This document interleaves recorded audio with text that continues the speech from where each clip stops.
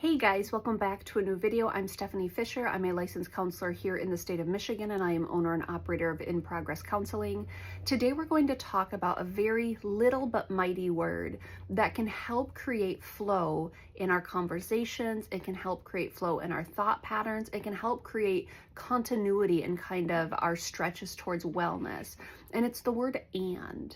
And is this beautiful little nugget that the more we practice it and the more we use it, the more we're holding complexity with things. The word but is often used, and I will, even in my own languaging, I will find myself leaning heavily in that direction. But can be a disclaimer, it can be a caveat or a nuance, but can be a disqualifier. The word and has a very different function, and it's a very powerful function.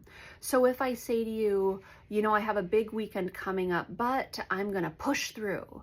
It's like, well, that sounds all well and good, but what I'm doing is I'm overriding the intensity of the weekend, and maybe even disqualifying or dishonoring the fact that it's going to be a lot of effort, and I'm going to persevere and it'll be fine. It doesn't capture the complexity of the situation. It's going to be a busy weekend and I'm certain I can handle it. That's holding a duality. That's holding the both and of something. Yes, it'll be a busy weekend or a hard weekend or a lot of expectation, and I'm going to show up in that.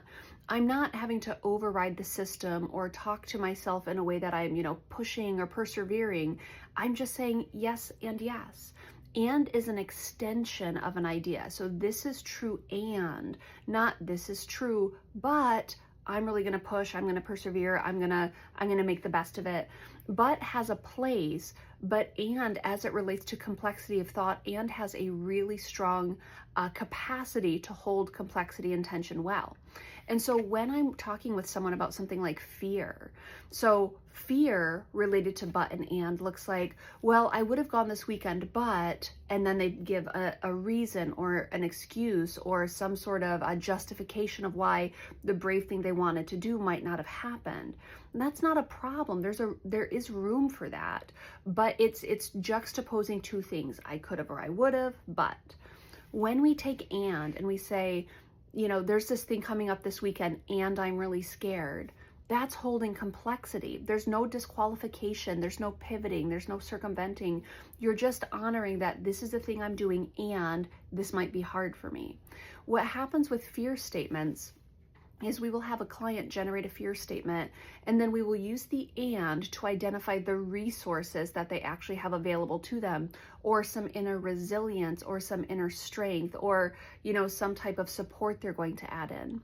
So for example, let's say I have a big event coming up this weekend and I say, hey, that's going to be overwhelming and I'm going to bring a friend with me to walk through it. That is matching the context, the stressor, with some type of resource. And is powerful and mighty. It doesn't disqualify that it's going to be hard for me. So again, this weekend's going to be hard, but I'm really going to push through. That doesn't necessarily give a kind of a fluid understanding of what's happening. This weekend might be hard and I'm going to bring along this resource, or and I've been through hard things before and I'm going to take a few deep breaths.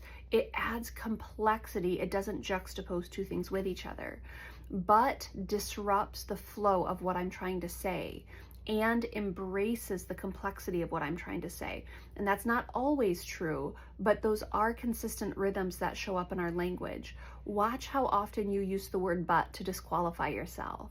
Watch how often you might use the word but to backtrack from something when you notice the person doesn't like the response. Watch how often the word but comes in to give you a reason why you stepped away from a commitment that you were maybe planning on doing or you had said you would follow through on. The word and gives us a different way of navigating the emotional complexities and the situational complexities, the relational complexities of life. This thing's coming up and this is how I'm experiencing it. This is the promise I made that I didn't get to, and this is how I'm going to remedy that situation. And extends a thought out. I don't think I'm capturing it as robustly as I want to, and I'm also giving you something to think about here, and invite the word and into your lexicon more consistently, and often it can be a beautiful word to replace but with. this is true and this is true. Giving yourself permission to extend out full thoughts, to add complexity to thoughts, and to step away from disqualifying or caveating or not stating things as clearly and as precisely as what might be helpful. So I'm hoping this was helpful, and I will be back next time with a new video.